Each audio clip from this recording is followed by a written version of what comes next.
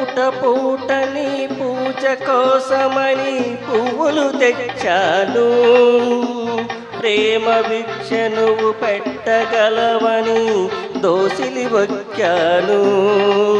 నీ అడుగులకునే మడుగులత్తగా నా ఎడదను పరిచాను.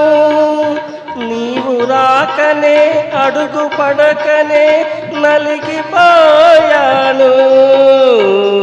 నేనొక ప్రేమ పిపాసిని, నీవొక ఆశ్రమవాసివి.